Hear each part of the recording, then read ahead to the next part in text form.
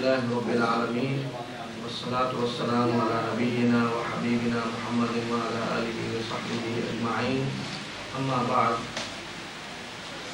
برادران کرام، آج کی گفتگو کا موضوع تقویٰ ہے، جو روزے کا مقصد اور روزے کی اصل حکمت ہے۔ تو تقویٰ کیا ہے، انسانی زندگی میں یہ کس طرح ظاہر ہوتا ہے اور اس کے نتائج کیا ہیں دنیا اور آخرت میں، اس موضوع پہ میں انشاءاللہ کے ساتھ گفتگو کروں گا۔ قرآن میں اللہ تعالیٰ نے کثرت سے تقویٰ کی حقیقت اور متقی لوگوں کی صفات بیان کی ہیں۔ انتہائی اختصار کے ساتھ یہاں تقویٰ کی حقیقت بیان کی گئی ہے۔ وہاں اللہ تعالیٰ فرما رہے ہیں وَأَمَّا مَنْ خَافَ مَقَامَ رَبِّهِ وَنَهَى النَّفْسَ عَنِ الْهَوَىٰ فَإِنَّ الْجَنَّةَ هِيَ الْمَأْوَىٰ۔ وہ شخص جو اپنے رب کے سامنے کھڑا ہونے سے ڈرا اور اس نے اپنے نفس کو بری خواہشات سے روکا، تو اس کا ٹھکانہ جنت ہے۔ یعنی جو شخص اپنے رب کے سامنے کھڑا ہونے کا احساس رکھتا ہے کہ میں نے ایک دن اپنے رب کے سامنے کھڑے ہونا ہے، حساب دینا ہے، اور اس سے یہ ڈر ہے کہ جب میں اپنے رب کے سامنے کھڑا ہوں گا تو کیا جواب دوں گا، پوری زندگی کا کیسے حساب دوں گا، یہ ڈر، یہ احساس، یہ شعور، یہ انسان کو بری خواہشات سے روک دیتا ہے۔ اس کا لازمی نتیجہ یہ نکلتا ہے کہ بندہ بری خواہشات سے روک جاتا ہے۔ یہ ہے تقویٰ کی حقیقت، کہ ہر وقت بندہ اس چیز کو یاد رکھے، اسے ہر وقت اس چیز کا احساس ہو کہ میں نے ایک دن اپنے رب کے سامنے کھڑے ہونا ہے، حساب دینا ہے۔ اس طرح حساب دینا ہے کہ کوئی مجھے وہاں چھڑانے والا نہیں ہوگا، کوئی بچانے والا نہیں ہوگا، کوئی سفارش کرنے والا نہیں ہوگا، کوئی میرے وہاں کام آنے والا نہیں ہوگا، صرف اور صرف میرا عمل میرے کام آئے گا۔ یہی حقیقت رسول اللہ صلی اللہ علیہ وسلم نے حدیث میں اس طرح بیان فرمائی ہے۔ آپ فرماتے ہیں کہ تم میں سے ہر ایک اپنے رب سے اس طرح گفتگو کرے گا کہ اس کے اور اس کے رب کے درمیان کوئی ترجمان نہیں ہوگا۔ براہ راست ہر ایک اپنے رب سے گفتگو کرے گا، اور جدھر بھی وہ دیکھے گا اسے جہنم نظر آ رہی ہوگی اور اپنے اعمال نظر آ رہے ہوں گے۔ یعنی کوئی اس کا سفارشی نہیں ہوگا، کوئی چھڑانے والا نہیں ہوگا۔ ایک طرف جہنم نظر آ رہی ہے، ایک طرف اپنے اعمال نظر آ رہے ہیں۔ تو جو چیز کام آنے والی اس روز ہوگی وہ صرف انسان کے اعمال ہوں گے۔ جو کچھ اس نے آگے بھیجا ہے وہ کیا ہے، صرف وہ اسے نظر آ رہا ہوگا کہ میں کیا لے کر آیا ہوں۔ کوئی اس کا سفارشی نہیں ہوگا، کوئی اسے چھڑانے والا نہیں ہوگا، کوئی اس کے کام آنے والا نہیں ہوگا۔ تو یہ احساس کہ میں نے ایک دن اپنے رب سے ملنا ہے، اس سے گفتگو کرنی ہے، وہ مجھ سے پوچھے گا اس پوری زندگی کے بارے میں جو میں نے گزاری، وہ مجھ سے پوچھے گا ان تمام فرائض اور ذمہ داریوں کے بارے میں جو اس نے مجھ پہ عائد کی۔ اور پھر جتنی ذمہ داریاں زیادہ ہوں گی، جتنے فرائض زیادہ ہوں گے، اسی قدر آدمی کو زیادہ خوف لاحق ہوگا کہ میرا حساب زیادہ بڑا حساب ہے۔ اسی طرح آدمی پھر کانپے گا کہ میں نے بڑا حساب دینا ہے، میری ذمہ داریاں زیادہ ہیں۔ یہی چیز ہمیں نظر آتی ہے حضرت ابوبکر رضی اللہ تعالیٰ عنہ کی زندگی میں، حضرت عمر کی زندگی میں، یا دوسرے خلفائے راشدین کی زندگیوں میں، کہ ان پہ بڑی عظیم ذمہ داریاں تھیں۔ پوری امت کی ذمہ داری، پوری مملکت کی ذمہ داری، لوگوں کے حقوق سارے ان کے ہاتھ میں ہیں، انہیں ادا کرنے ہیں۔ تو یہ احساس کہ ہم نے ایک دن اپنے رب کے سامنے کھڑے ہونا ہے اور ان سارے حقوق اور ذمہ داریوں کا حساب دینا ہے، اس کی وجہ سے ان کی حالت کیا ہوتی تھی کہ وہ کانپ جاتے تھے۔ حضرت ابو بکر رضی اللہ تعالیٰ عنہ کے بارے میں روایت ہے کہ وہ ایک دفعہ کسی باغ میں بیٹھے تھے تو انہوں نے دیکھا ایک چڑیا چہچہا رہی ہے، ادھر سے اڑ کر ادھر جا رہی ہے، ادھر سے اڑ کر ادھر جا رہی ہے. تو انہیں خیال آیا، دیکھا کہ یہ چڑیا ایک پرندہ کتنا آزاد ہے، اس پہ کوئی حساب نہیں ہے، دنیا میں کھا پی رہا ہے اور اس کے بعد اس نے مر جانا ہے، کوئی حساب نہیں دینا، اور میری کیا حالت ہوگی. تو وہ اس کو مخاطب کر کے کہتے ہیں کیا چڑیا تو آزاد ہے، تو انہیں کوئی حساب نہیں دینا، مرنا ہے، مرنے کے بعد ختم ہو جانا ہے. لیکن ابو بکر تیرا کیا حال ہوگا، تو انہیں تو حساب دینا ہے اللہ کے سامنے. یعنی اپنا صرف حساب نہیں، سارے فرائض اور ذمہ داریوں کا حساب اللہ کے ہاں کھڑے ہو کر دینا. تو اس چیز سے وہ کانپ اٹھے اور گر پڑے، دقت تاری ہوگی ان پہ، کس طرح میں اللہ کے سامنے یہ سارا حساب دوں. حضرت عمر رضی اللہ تعالیٰ عنہ، اتنی ان کی قربانیاں اللہ کے رسول صلی اللہ علیہ وسلم کے ساتھ مل کر کس قدر انہوں نے اسلام کی خدمت کی.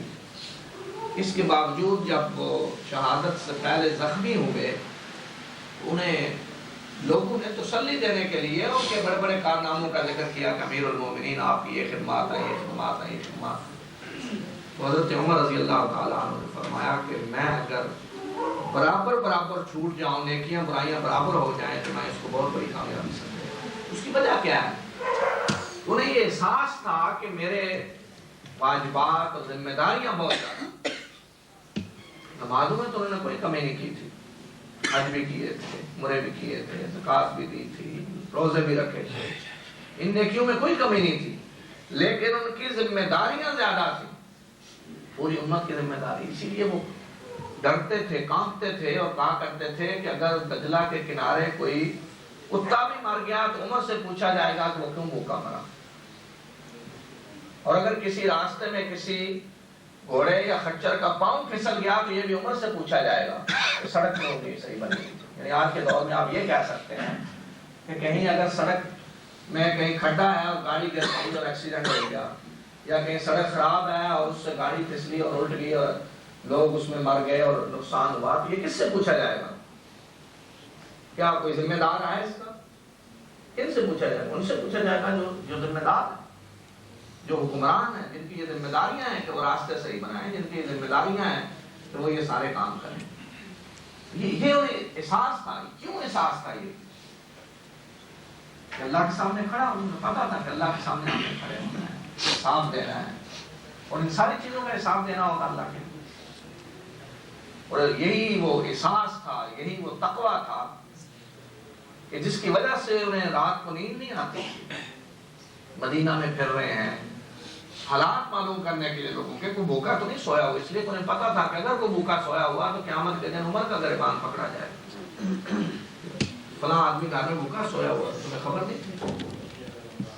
تو ایک دفعہ اسی طرح گشت کرتے ہوئے گئے اور دیکھا کہ عورت اپنے بچوں کو اس طرح بہلا رہی ہے کہ اس نے ہنڈیا رکھی ہوئی ہے چولہے پہ اور اس میں ہڈیاں ڈالی ہوئی، تو پک رہا کھانا، پک رہا کھانا، پک رہا، اور بچے رو رہے ہیں. تو حضرت عمر رضی اللہ تعالیٰ عنہ نے جب رات کے قصے میں کافی رات گزر چکی ہے، بچوں کے رونے کی آواز سنی تو بے قرار ہو گئے، بچے کیوں رو رہے ہیں؟ اور اس عورت سے دروازہ کھٹکایا اور جا کر پوچھا کہ بچے کیوں رو رہے ہیں؟ تو اس نے کہا کہ حقیقت یہ ہے کہ کھانے کو کچھ نہیں اور یہ رو رہے ہیں. تو حضرت عمر پوچھتے ہیں کہ یہ ہنڈی کیوں رکھی ہوئی ہے؟ تو اس نے کہا کہ یہ تو ان کو بہلانے کے لیے کہ اسی طرح روتے روتے سو جائیں. تو حضرت عمر کہاں اٹھے. عجیب حالت ہوگی کہ ایک ماں بچوں کو دھوکہ دے رہی ہے، بھوکے بچوں کو بیوقوف بنا رہی ہے، تو روتے روتے سو جائیں. یہ کیا حالت ہے؟ عمر تمہارا کیا بنے گا؟ کیسے حساب دو گے؟ تو فوراً اپنے گھر کی طرف لوٹے، بیت المال کے خزانے میں اسٹور میں گئے اور ساتھ اپنا غلام تھا. بوری آٹے کی اٹھائی تو غلام نے کہا کہ امیر المومنین میں اٹھاتا ہوں. آپ نے فرمایا کہ نہیں، یہ عمر اٹھائے گا، یہ عمر کی ذمہ داری ہے. قیامت کے دن تم عمر کا حساب نہیں دو گے، عمر اپنا حساب دے گا. اور گئے اور جا کر اس عورت کو کھانا دیا اور فرمایا کہ پکاؤ، ان کو کھلاؤ، اور جب تک یہ بچے اب میرے سامنے ہنسیں گے نہیں، میں اس وقت تک نہیں جاؤں گا. میں انہیں خوش ہوتے ہوئے دیکھ کر جاؤں گا. تو اس عورت نے کہا کہ امیر المومنین تو آپ کو ہونا چاہیے، عمر جیسا آدمی کیسے بیٹھا ہے امیر المومنین بن کے جسے احساس ہی نہیں ہے۔ تو یہ جو چیز انہیں بے قرار کیے ہوئے تھی کہ لوگوں کے حالات معلوم کر رہے ہیں اور بے قرار ہو رہے ہیں کہ کہیں تو بھوکا تو نہیں سویا ہوا، کہیں کسی قافلے کو کوئی خطرہ تو نہیں ہے۔ ایک دفعہ رات کو ایک قافلہ پہنچا، تجارتی قافلہ، باہر سے کوئی آیا، آپ کو اطلاع ملی، آپ حضرت عبد الرحمن بن عوف کے پاس گئے اور انہیں کہا کہ آئیں چلیں قافلے کی چل کر حفاظت کرتے ہیں۔ حضرت عبد الرحمن نے کہا کہ کوئی خطرے کی بات نہیں ہے، کوئی حرج نہیں، لیکن آپ نے فرمایا کہ نہیں، یہ میری ذمہ داری، اگر یہاں کو قافلہ پہنچا ہے تو یہ قافلے والوں کی ذمہ داری نہیں ہے کہ وہ پہرا دیں اپنے سامان کی رات حفاظت کریں، یہ عمر کی ذمہ داری ہے کہ ان کی حفاظت کریں۔ اور وہاں پہنچے اور جا کر قافلے والوں کو کہا کہ آپ لوگ جائیں، جا کر آرام کریں، میں حفاظت کروں۔ اور وہاں حضرت عبد الرحمن کے ساتھ رات پہرا دیتے رہے۔ کیوں؟ یہ احساس تھا کہ اگر چوری ہو گئی تو یہ کس سے پوچھا جائے گا؟ عمر سے پوچھا جائے گا۔ اما من خاف مقام ربہ، یہ احساس ہے اپنے رب کے سامنے میں نے کھڑے ہونا ہے اور یہ مجھ سے پوچھا جائے گا۔ ایک قافلہ آیا اور اس کی حفاظت کیوں نہیں کی گئی، اور رات کو سو کیوں نہیں سکے، انہیں ڈر کیوں تھا کہ انہیں کو لوٹ لے گا، اس وجہ سے وہ رات پہرا دے رہے ہیں۔ یہ احساس ہے، یہ ہے تقویٰ۔ تقویٰ صرف لمبی داڑھی رکھ لینے کا نام نہیں ہے، کوئی خاص لباس پہن لینے کا نام نہیں ہے، لمبی لمبی نمازیں پڑھ لینے کا نام نہیں ہے، حج اور عمرے کر لینے کا نام نہیں ہے۔ یہ ہے تقویٰ، اپنے رب کے سامنے کھڑے ہونے کا احساس کہ میں نے کس طرح جواب دینا ہے اپنے رب کے سامنے، اور پھر آدمی کے اوپر جو ذمہ داریاں ہیں وہ ادا کرے۔ ایک جج کا تقویٰ یہ نہیں ہے کہ وہ ہر سال عمرے کرے اور حج کرے اور پھر فیصلے وہ ظالمانہ کر رہا، یہ اس کا تقویٰ نہیں ہے۔ اس کا تقویٰ یہ ہے کہ وہ عدل کرے۔ اور ایک حکمران کا تقویٰ یہ نہیں ہے کہ وہ عمرے اور حج کر رہا ہے اور نمازیں پڑھ رہا ہے، ٹھیک ہے یہ فرائض ہیں، یہ تو ادا کرنے ہوں گے، لیکن یہ صرف تقوی کی نشانیاں نہیں ہیں۔ اس کا تقویٰ یہ ہے کہ اسے یہ احساس ہو کہ میں نے پوری رعایا کا حساب دینا ہے اللہ کے سامنے، ہر آدمی کی ذمہ داری میرے اوپر ہے، کہیں میری حکومت میں کوئی بھوکا تو نہیں سویا ہوا، کہیں کسی کو جان کا خطرہ تو نہیں ہے، کسی کے بچے اس وجہ سے تو نہیں مار رہے کہ علاج کے لیے ان کے پاس کچھ نہیں ہے۔ یہ حساب اس نے دینا ہے۔ یہ احساس ہو ایک حکمران کو، جج کو، ایک پولیس افیسر کو، ایک گورنمنٹ کے کسی ذمہ دار کو یہ احساس ہو کہ میری جو ذمہ داریاں ان کا میں نے اللہ کے سامنے حساب دینا، اور وہ کام اٹھے یہ احساس کر میں نے اپنے رب کے سامنے کھڑے ہو کر ان ذمہ داریوں کا حساب دینا ہے، اور وہ رب مجھے دیکھ رہا ہے، اس سے میں چھپ نہیں سکتا، جو میری نیتوں کو جانتا ہے، میری حالت کو جانتا ہے، میں اپنی کوئی چیز اس سے چھپا نہیں سکتا، اس کے سامنے کھڑے ہو کر حساب دینا۔ حضرت عمر رضی اللہ تعالیٰ عنہ کے سامنے ایک شخص کی بڑی تعریف کی گئی، آپ نے پوچھا کسی کے بارے میں، کہا بہت نیک آدمی ہے، بہت اچھا آدمی ہے، تو آپ نے لوگوں سے پوچھا جو تعریف کر رہے تھے کہ کیا اس کے ساتھ کبھی سفر کیا ہے؟ انہوں نے کہا نہیں۔ اس سے کوئی لین دین کیا ہے؟ نہیں۔ کوئی تعلق رشتہ داری کا قائم کیا ہے، دیکھا ہے؟ نہیں۔ آپ نے فرمایا کہ کیا اس وجہ سے اس کی تعریفیں کر رہے ہو، نیک آدمی ہے بڑا، مسجد میں نکلتے اور داخل ہوتے دیکھا ہے، اس وجہ سے تعریفیں کر رہے ہیں؟ اس سے کیا نتیجہ نکلتا ہے کہ حضرت عمر کی نظر میں آدمی کی پہچان کیسے ہوتی تھی، کس طرح پہچانا جاتا تھا آدمی کہ وہ نیک ہے، بد ہے، کس قسم کا آدمی ہے، اس کے ساتھ معاملہ کر کے دیکھیں کہ اس کے معاملات کیسے ہیں، سفر کریں اس کے ساتھ، پتہ چلے۔ سفر میں آدمی کی حقیقت کھلتی ہے، آدمی عجیب و غریب، نرم و نازک، نرم و گرم حالات سے سابقہ پڑتا ہے، آدمی کا یہاں رویہ کیا ہے، کتنا صبر کر رہا ہے، رشتہ داری کر کے دیکھیں، لین دین کا معاملہ کر کے دیکھیں، پھر پتہ چلے گا کہ آدمی کیسے ہے۔ تو گویا کہ اصل چیز جس سے آدمی کا تقویٰ ظاہر ہوتا ہے، یا جس سے یہ پتہ چلے گا کہ اس کے اندر کتنا اللہ کا خوف ہے اور ذمہ داریوں کا احساس ہے، وہ آدمی کا معاملہ ہے، اس کے معاملات کیسے ہیں، اور پھر ہر آدمی کے معاملات اس کے اس دائرے کے اندر ہوں گے کہ جس قسم کے وہ دائرے میں ہے، جس قسم کی اس کی پوزیشن ہے، جس قسم کی اس کی ذمہ داریاں ہیں، اس کے اندر دیکھا جائے گا کہ یہاں اس کے معاملات کیسے ہیں۔ حضرت عمر بن عبدالعزیز رضی اللہ تعالیٰ عنہ کے 5واں खलीफा राशिद कहा जाता है। किस दौर में वो आए? हजरत अबू बकर, हजरत उमर, इनका दौर तो बहरहाल हम कहते हैं कि अंबिया के बाद दुनिया के बेहतरीन लोगों का दौर, बेहतरीन लोग। उस वक्त तो आप कह सकते हैं कि सब सहाबा थे, हालात इसलिए बड़े अच्छे थे, सारा बहुत अच्छा हो रहा था। हजरत उमर बिन अब्दुल अजीज रजी अल्लाह ताला अन्हु उस वक्त आए कि जब हालात बिगड़े हुए थे, रिश्वतें और ख़यानतें और अमानतदारी का कोई एहसास नहीं, और लूट मार सरकारी खजानों के सब कुछ हो रहा, और खुद उनका अपना खानदान जिसके वो एक फर्द थे, उनका क्या हाल था? सारा सरकारी खजाना लूट कर वो बैठे हुए, उनके सारी जगीरें, सारा माल दौलत जो कुछ उनके पास, वो सरकारी खजाना लूटा हुआ, और इतनी जगीरें और इतना माल के जिसका कोई हिसाब ही नहीं था। और फिर गवर्नर और सरकारी अफीसर भी इसी तरह। हजरत उमर बिन अब्दुल अजीज रज़ी अल्लाह ताला अन्हु आए तो अकेले आए, कोई उनका और साथी नहीं। आज बाद लोग कहते हैं कि एक अकेला आदमी क्या कर सकता है? अकेला आदमी बहुत कुछ कर सकता है, लेकिन अकेले आदमी को उमर बिन अब्दुल अजीज बनना पड़ेगा। अगर अकेला आदमी उमर बिन अब्दुल अजीज बनने के लिए तैयार हो तो वो बहुत कुछ कर सकता है और सब कुछ कर सकता है, लेकिन उसके लिए ज़ाती कुर्बानी देनी पड़ेगी। हज़रत उमर बिन अब्दुल अजीज आए तो सबसे पहले अपनी बीवी को कहा, वो बीवी कि जो एक खलीफा की बेटी और 4 खलीफों की बहन और पोती भी खलीफा, हुक्मरान, इतने अजीम हुक्मरान खानदान की बेटी, उसको कहा कि देखो तुम्हें मैं अख्तियार देता हूं, या मुझे रखो या इस सारे माल और दौलत को रखो जो मुसलमानों का माल है, सरकारी खजाने से लूट कर तुम्हारे बाप दादा ने दिया, या इसे रखना होगा या मुझे। एक का इंतखाब करना, ये तुम्हारा सारा माल और दौलत, ये सोना चांदी, ये जो कुछ है, या इसको रख लो या मुझे रख।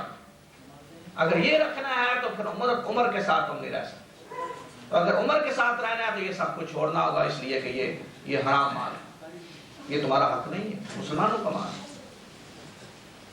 तो फातिमा उनकी जो बीवी थी, उन्होंने कहा कि मैं उमर के साथ रहूंगी, उमर को तरजीह दूंगी और सारा माल, सारा कुछ सरकारी खजाने में जमा करा। जब अपने घर से ये इब्तदा की तो जितने बनो उमैया के सारे बड़े बड़े खानदान के लोग थे, सबको हुक्म दिया कि जितना माल नाजायज तरीके से तुमने लिया हुआ है सारा सरकारी खजाने में जमा करा दो। फिर किसकी मजाल थी कि जमा न करा दो? इसलिए कि इब्तदा तो अपने घर से की थी, सबको जमा कराना पड़ा। सबसे वो सारा माल ले लिया जो उन्होंने नाजायज तरीके से सरकारी खजाने से लिया हुआ, किसी की जरूरत नहीं थी कि वापस न कर, इसलिए अपने घर से इब्तदा। एक रोज अपने घर में दाखिल हुए तो उनकी बेटियां भूखी थी, उनके चेहरों पे असरात जाहिर हो रहे हैं भूख के, को अच्छा खाना नहीं मिला। पूछा क्या पकाया? उन्होंने कहा कुछ नहीं है, कुछ यही प्याज और दाल इस किस्म की चीजें खा रहे हैं। तो हालत देखी जब बेटों की तो आंखों में आंसू आ गए और फरमाया कि मैं तुम्हारे लिए अगर चाहूं तो कर सकता हूं बहुत कुछ, सरकारी खजाने से लूं और तुम्हें खिलाऊं, लेकिन इस सूरत में फिर जहन्नम की आग मेरा मुकद्दर होगी। तो मैंने तुम्हारी भूख बर्दाश्त कर ली है, तुम्हारी ये हालत बर्दाश्त कर ली है, लेकिन मैं जहन्नम की आग में जाने के लिए तैयार नहीं। फरमाया कि मेरे बेटो, तुम्हारे बाप के सामने 2 रास्ते थे, या तुम्हें खिलाए पिलाए खूब अयाशी करवाए और जहन्नम की आग में जाए, और या जहन्नम की आग से बचे और तुम्हारी ये हालत बर्दाश्त करे। तो बताओ क्या रास्ता बेहतर? उन्होंने कहा यही रास्ता बेहतर है कि आप जहन्नम की आग से बचें। उन्होंने कहा कि तुम्हारे बाप ने ये रास्ता किया, जहन्नम की आग से बचे और तुम जिस हालत में भी रहो उसकी कोई परवाह नहीं। इसी तरह जब वो दुनिया से रुखसत हो रहे थे तो इर्द गिर्द उनके जो लोग थे, उन्होंने कहा कि अमीरुल मोमिनीन अपने बेटों के लिए कुछ ना कुछ छोड़ जाएं, भूखे रहेंगे, उनकी हालत तो देखें। तो उन्होंने फरमाया कि मेरे बेटों को मेरे सामने लाओ। سب بیٹے لائے، ان میں بالکل چھوٹے چھوٹے بھی تھے. سب کو جب سامنے لایا گیا تو ان کی حالت دیکھی، کسی کے کپڑے پھٹے ہوئے ہیں، کسی کو پورا لباس نہیں ہے، تو آنکھوں میں آنسو آگے رونے لگے. اور بیٹوں کو مخاطب کر کے کہا کہ اے بیٹو، میں نے کسی ایسی چیز سے تمہیں محروم نہیں کیا کہ جو تمہارا حق ہو، جو تمہارا جائز حق ہو، اس سے میں نے تمہیں محروم نہیں کیا. لیکن میں یہ نہیں چاہتا کہ میں تمہیں وہ کچھ دے دوں جو تمہارا حق نہیں ہے اور میں اللہ کے سامنے جا کر پکڑا جاؤں. تو میں نے اس چیز کو ترجیح دی کہ میں اللہ کے ہاں عذاب سے بچ جاؤں، اور تمہاری یہ جو حالت ہے اس کو اللہ تعالیٰ بدل دے گا. اور ساتھ یہ فرمایا کہ اگر تم نیکی کے راستے پہ چلو گے تو اللہ تعالیٰ کا یہ وعدہ ہے، اللہ یتولی الصالحین، کہ اللہ نیک لوگوں کا دوست ہے، وہ ان کی سرپرستی فرماتا ہے، تو اللہ تمہاری مدد کرے گا. اور اگر تم غلط راستے پہ چلو گے تو پھر میں نہیں چاہتا کہ میں غلطیوں میں تمہارا مددگار بنوں، تو میں تمہارے لیے مال و دولت چھوڑوں جس کو تم غلط راستوں میں استعمال کرو. تو وہ ایک عالم جو اس وقت ان کے پاس تھے، وہ کہتے ہیں کہ میں نے عمر بن عبدالعزیز کے بیٹوں کو دیکھا کہ وہ اللہ کے راستے میں کئی 100 گھوڑے دے رہے تھے جہاد کے لیے. اتنی اللہ تعالیٰ نے دولت دی، اتنا اللہ نے ان پہ فضل کیا. اور وہ عمراء کہ جنہوں نے سرکاری خزانے لوٹے تھے، ان کی اولادوں کو میں نے دیکھا بھیک مانگتے ہوئے. اس طرح اللہ تعالیٰ نے ان کی مدد کی. لیکن یہ احساس جو ان کے اندر پیدا ہوا، یہ کس کا نتیجہ تھا؟ یہ اللہ کے سامنے جواب دہی کا احساس کہ میں نے اپنے رب کے سامنے کھڑے ہونا ہے، حساب دینا ہے. کیسے حساب ہونا؟ تو یہ چیز جو ہے یہ ہے تقویٰ. اور یہ تقویٰ کیسے پیدا ہوتا ہے؟ اس ایمان کے ذریعے، مضبوط ایمان کہ میرا رب جس نے مجھے پیدا کیا ہے وہ مجھے دیکھ رہا ہے ہر جگہ، میں کسی جگہ اس سے چھپ نہیں سکتا، اور اس کے سامنے میں نے پیش ہونا ہے، حساب دینا ہے.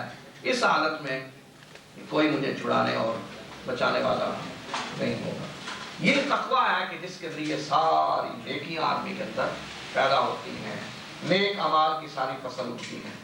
اور یہی وہ تقویٰ ہے کہ جو انسان کو ساری برائیوں سے بچانے والا ہے. اور جس طرح ابھی آپ نے رسول اللہ کی حدیث سنی کہ آپ نے فرمایا تقویٰ ہاں ہونا، کہ تقویٰ یہاں دل میں. تو یہ دل میں جب کیفیت پیدا ہوتی ہے تو یہ گویا کہ ایک ایسی طاقت ہے کہ آپ کے دل میں ایک پولیس چوکی قائم کر دی گئی ہے کہ جو ہر وقت آپ کو پکڑ رہی ہے پولیس، یہ کام کرنا ہے اور یہ نہیں کرنا. رات کی تاریکیوں کے اندر بھی، تنہائیوں کے اندر بھی، جہاں کوئی آدمی نہیں دیکھ رہا، وہاں بھی آدمی ڈرتا ہے کہ میں نے اپنے رب کے سامنے پیش ہونا، حساب دینا. ایک دفعہ بعض جنگوں میں جو ایرانیوں کے خلاف ہو رہی تھی، ایک مسلمان سپاہی کو بہت بڑا سونا ملا، گائے کے سر کے برابر اتنا سونا. تو وہ رات کو لے کر آئے کمانڈر کے پاس. تو کمانڈر نے کہا کہ اب دن کو لے آتے. اور کمانڈر نے کہا کہ اپنا نام بتائیں، نام کیا ہے؟ انہوں نے کہا کہ اگر میں نے نام بتانا ہوتا تو میں دن کو لے کر آتا، میں نام نہیں بتانا چاہتا. تو کمانڈر نے کہا کہ اللہ کا فضل ہے کہ ہماری فوج میں ایسے لوگ موجود ہیں، اتنے امانتدار کہ جنہیں اتنا سونا بھی ملے تو بیت المال میں جمع کروا دیں. یہ ہے تقویٰ، جس سے امانتداری پیدا ہو، جس سے سچائی پیدا ہو، جس سے حقوق اور فرائض کو ادا کرنے کا احساس پیدا ہو، جس کے ذریعے آدمی حرام سے بچے، جس کے ذریعے آدمی انسانوں کے حقوق ادا کرے، اللہ کے حقوق ادا کرے. یہ ہے تقویٰ. اور یہ اثر ہے جو انسانی زندگی پہ تقویٰ کا ہونا چاہیے. تقویٰ شکل کا نام نہیں ہے، تقویٰ خاص لباس پہن لینے کا نام نہیں ہے، یہ تقویٰ مخصوص کام کر لینے کا نام نہیں ہے، مخصوص رسمیں ادا کر دینے کا نام نہیں ہے. رسموں کے ذریعے لوگوں کو بیوقوف بنایا جا سکتا ہے لیکن تقویٰ پیدا نہیں ہوتا. تقویٰ کس طرح پیدا ہوگا؟ اللہ کے سامنے جواب دہی کے احساس کے ذریعے. تو یہ روزہ جو اس رمضان میں فرض کیا گیا ہے، رمضان کے مہینے کی جو اصل عبادت ہے، یہ بھی تقویٰ کی نشو و نما کا ذریعہ ہے. کیونکہ اس روزے کے ذریعے بھی احساس پیدا ہوتا ہے کہ اللہ ہمیں دیکھ رہا ہے، ہر جگہ دیکھ رہا ہے، ہم نے اس کے سامنے پیش ہونا ہے۔ اگر یہ احساس نہ ہو تو آدمی روزہ نہیں رکھ سکتا۔ آپ ذرا سوچیں، ایک آدمی سحری کرتا ہے، سب کے ساتھ کھا لیتا ہے، اور اس کے بعد وہ دن کو چھپ کر کھانا چاہے کھا سکتا ہے، کوئی اسے دیکھنے والا نہیں، انسانوں میں سے کوئی نہیں اسے دیکھ سکتا، سب کہیں گے اس نے روزہ رکھا ہوا ہے۔ لیکن ایک آدمی سارا دن بھوک اور پیاس برداشت کرتا ہے، نہ کھاتا ہے نہ پیتا ہے، تو کیا چیز ہے جو اسے چھپ کر کھانے سے روک رہی ہے؟ احساس کہ اللہ مجھے دیکھ رہا ہے، میں انسانوں سے چھپ جاؤں گا، اللہ سے نہیں چھپ سکتا۔ تو یہ احساس ہی ہے تقویٰ، اس روزے کے ذریعے ہی تقویٰ پیدا ہوتا ہے، اسی کی مشق ہوتی ہے۔ تو اللہ تعالیٰ ہمیں توفیق عطا فرمائے کہ اس روزے سے ہم فائدہ اٹھائیں اور اس کے ذریعے ہمارے اندر تقویٰ کی نشو و نما ہو اور یہ اور زیادہ بڑھے، اور اس کے ذریعے ہماری پوری زندگی اس طرح گزرے کہ ہم اللہ کی نافرمانی سے بچیں اور اس کے فرائض کو ادا کریں۔ آخر دعوانا